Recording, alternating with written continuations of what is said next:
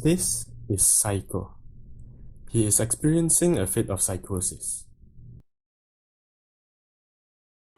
Huh? Huh? Huh?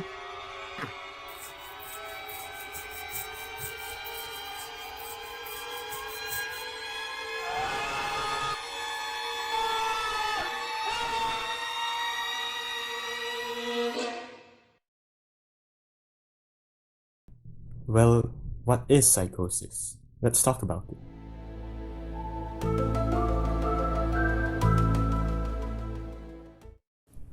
In the intricate landscape of the human mind, psychosis stands as a multifaceted phenomenon with its origins relating to genetic disorders, brain development variances, and stress.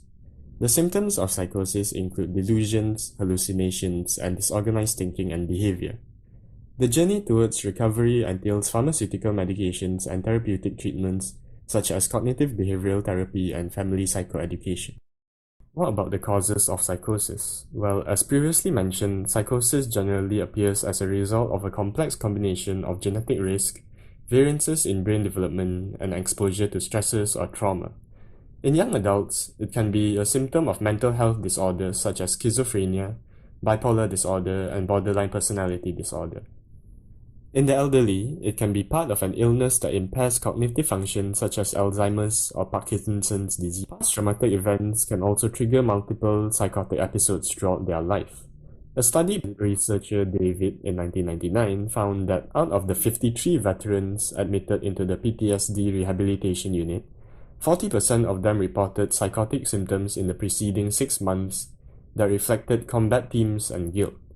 The symptoms were not bizarre and were not usually related with form of thought disorder or flat inappropriate effect. Substance addiction, such as that of hallucinogenic drugs, can increase dopamine levels in the brain, altering mood, cognition, and perception. Next, let's talk about the various symptoms of psychosis. Symptoms of psychosis may include delusions, hallucinations, disorganized thought, and disorganized behavior. Delusions can come in different forms, with persecutory delusions being the most common in psychosis, where one feels as though something or someone is trying to harm them. Hallucinations can also come in different forms, which involves different human senses such as the sense of sight and hearing.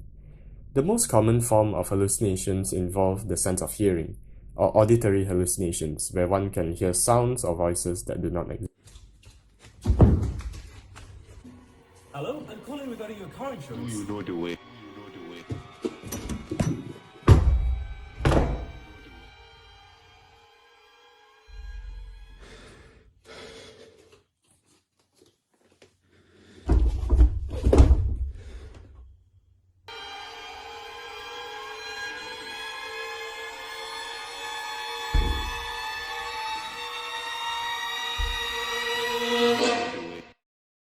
Okay, that'll be $5, please.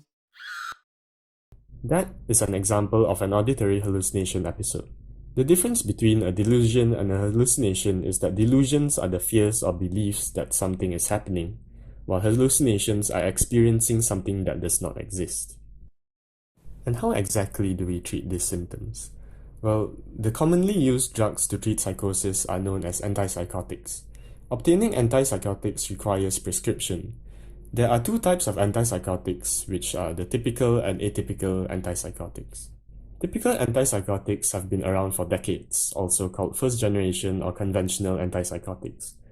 They have a greater risk of movement-related side effects due to their strong effect on dopamine.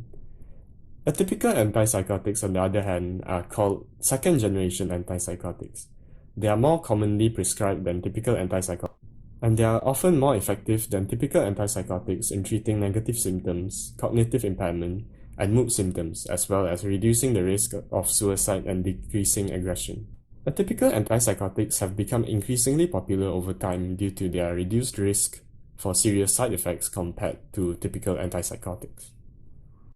An example of typical antipsychotics is haloperidol. Haloperidol eliminates dopamine neurotransmission in the brain, leading to relief of delusions and hallucinations. The dosage for haloperidol is 1 to 2 seeds 2 to 3 times a day after meals. The storage of haloperidol tablets should be in a closed container at room temperature. It is important to keep all medication out of sight and reach of children. On the other hand, an example of atypical antipsychotics is quetiapine. Quetiapine rebalances serotonin to improve thinking, mood, and behavior. The dosage of quetiapine should be 1 to 4 pills one time a day on an empty stomach, which is 1 hour before or 2 hours after eating at night. The storage of quetiapine should be at room temperature and away from excess heat and moisture. Besides pharmaceutical managements, there are also non-clinical treatments and managements for psychosis. Along with medication, patients will also undergo therapeutic treatment. A few of the common ones are such as cognitive behavioral therapy, support psychotherapy, and family psychoeducation and support. We have now reached the quiz section of our video. Let's test your knowledge and see how well you have been paying attention. For the first question, which one of these options is a common factor observed in combat-related PTSD veterans with auditory hallucinations?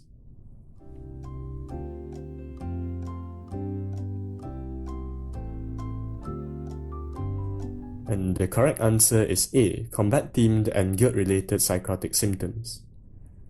On to the next question, what is the most prevalent form of hallucination in psychosis?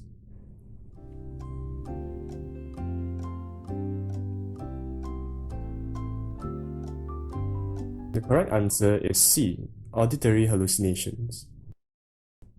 For the third question, which of the following is the correct way to store both medications, atypical and typical antipsychotics?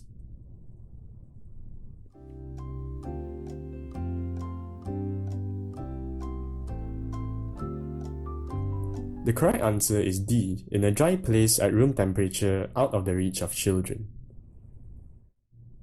And lastly, which type of antipsychotic medication is more commonly prescribed and has a reduced risk of serious side effects compared to the other?